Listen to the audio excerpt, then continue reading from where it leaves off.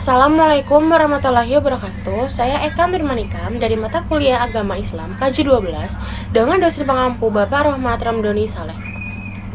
Saya di sini akan mewawancarai dua narasumber mengenai persoalan lingkungan, guna untuk memenuhi penilaian ujian akhir semester sebelumnya. Saya akan menjelaskan mengenai bagaimana apa itu lingkungan hijau. Lingkungan hijau merupakan lingkungan yang masih memiliki berbagai tanaman dan tumbuhan atau pepohonan, sehingga memberikan nuansa lingkungan yang hijau dan segar. Keberadaan pepohonan dan tumbuhan ini sangat penting untuk mensuplai oksigen dan mengurangi polusi. Lingkungan hijau ini bermanfaat yang lebih luas lagi untuk mengurangi efek pemanasan global. Di dalam Islam juga menyuruh kita untuk menjaga lingkungan, karena lingkungan merupakan titipan dari Allah Subhanahu wa Ta'ala. Maka dari itu kita harus menjaganya agar tetap bersih, indah, dan tidak tercemar. Saya di sini bersama narasumber pertama akan memberikan 5 buah pertanyaan untuk narasumber pertama. Pertanyaan yang pertama, menurut Anda, apakah lingkungan yang ada di sekitar kita itu sudah bersih? Kalau menurut saya sih lingkungan di sekitar kita itu masih tergolong kurang bersih, karena masih banyak kayak sampah-sampah di sekitaran lingkungan itu berserakan, kayak misalnya botol minum yang bermerek gitu lah ya, seperti Aqua, terus kotak susu, terus banyak kayak gitu deh.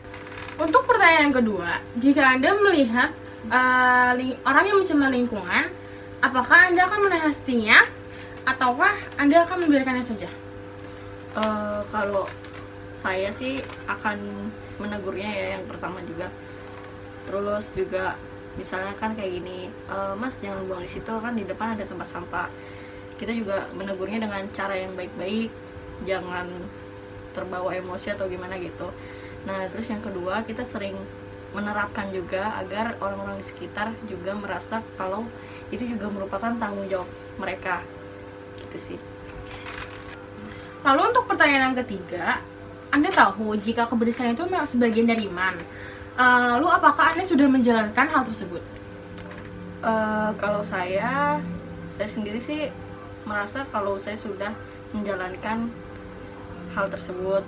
Seperti contohnya kan saya suka buang sampah pada tempatnya, terus juga saya selalu ikut kegiatan gotong royong bersama untuk membersihkan lingkungan sekitar. Dan saya selalu menerapkan kebersihan itu pada kehidupan sehari-hari. Lalu untuk pertanyaan keempat, jika Anda diminta untuk memperbaiki lingkungan, hal apa yang pertama kali akan Anda lakukan? Hal pertama yang akan saya lakukan yaitu kan banyak sampah yang suka berserakan di jalan, itu kalau bisa kita bersihkan, seperti kita pungut, kita sapu, lalu kita buang ke tempat sampah. Dan yang selanjutnya saya lakukan lagi itu ada yang namanya reboisasi atau melakukan penghijauan pada lingkungan. Misalnya saya menanam pohon, menanam biji pohon, habis itu kita rawat, kita siram, pokoknya kita jaga untuk bisa tumbuh di lingkungan. Lalu untuk pertanyaan terakhir, bagaimana cara Anda untuk merawat lingkungan? Cara kita merawat lingkungan itu dengan tadi satu, kita merawat pohon-pohon di sekitar untuk menghasilkan oksigen agar hidup kita juga sehat. Nah terus juga jangan membiasakan untuk membuang sampah sembarangan, itu juga termasuk upaya menjaga kebersihan lingkungan di sekitar kita. Dan jangan sampai kita merusak tumbuh-tumbuhan yang ada di sekitaran jalan. Terima kasih untuk wawancara kali ini. Selanjutnya saya akan mewawancarai narasumber yang kedua. Terima kasih. Saya di sini bersama narasumber yang kedua ingin mewawancarai tentang masalah lingkungan. Pertanyaan yang pertama, menurut Anda, apakah lingkungan yang ada di sekitar kita itu sudah bersih? Menurut saya, lingkungan sekitar masih belum bisa dikatakan bersih karena kurangnya kesadaran masyarakat seperti bergotong royong, kerja bakti membersihkan lingkungan agar terciptanya lingkungan yang bersih dan sehat. Lalu pertanyaan kedua, jika Anda melihat orang yang mencemari lingkungan, apakah Anda akan menasehatinya ataukah Anda membiarkannya saja? Saya akan menasehatinya karena jika dibiarkan lama-kelamaan, lingkungan akan terjangkit berbagai macam penyakit dan orang tersebut akan terus-menerus mencemari lingkungan sekitar. Pertanyaan yang ketiga, Anda tahu kan jika kebersihan itu sebagian dari iman. Apakah Anda sudah menjalani hal tersebut? Saya sudah menjalankan beberapa kebersihan yang merupakan sebagian dari iman. Sebagai berikut, yang pertama itu saya sudah mengurangi plastik dengan menggunakan tas yang dapat didaur ulang. Yang kedua itu saya sudah mengurangi polusi udara dengan meminimalisir transportasi pribadi. Yang ketiga itu saya sudah mengurangi penggunaan alat elektronik semacam jika TV tidak digunakan itu sebaiknya dimatikan, dan air keran yang masih terus menyala itu segera dimatikan. Pertanyaan yang keempat, jika Anda diminta untuk memperbaiki lingkungan, hal apa yang pertama kali akan Anda lakukan?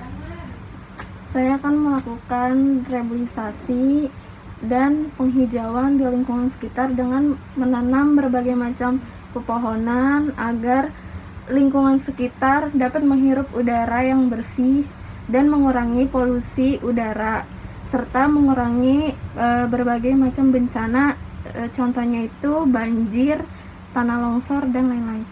Pertanyaan terakhir, bagaimana cara Anda untuk merawat lingkungan? Secara saya merawat lingkungan itu dengan hal-hal yang kecil, dengan membuang sampah pada tempatnya dan tidak mencabuti rumput-rumput liar serta tanaman liar, dan serta merawat lingkungan dengan baik. Terima kasih untuk narasumber untuk wawancara kali ini.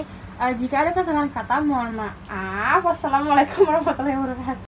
Dari kedua narasumber yang sudah saya wawancarai, dapat ditarik kesimpulan bahwa menjaga lingkungan itu wajib bagi seluruh umat manusia, dan juga kebersihan itu sebagian dari iman.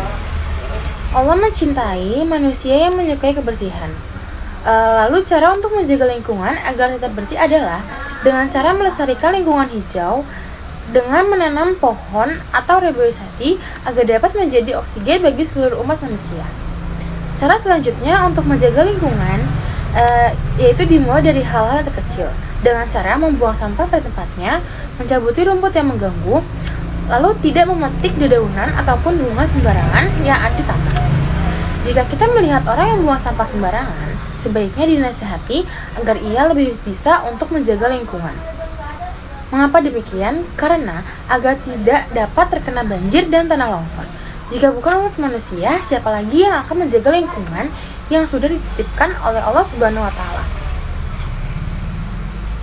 Cukup sekian wawancara dari saya. Sebelumnya, saya ingin berterima kasih kepada Bapak Haji Rohmat Ramdhani Soleh selaku dosen pengampu mata kuliah Agama Islam KJ12. Dan saya mohon maaf jika terdapat kesalahan dalam penyampaian materi. Kurang lebihnya mohon maaf. Wassalamualaikum warahmatullahi wabarakatuh.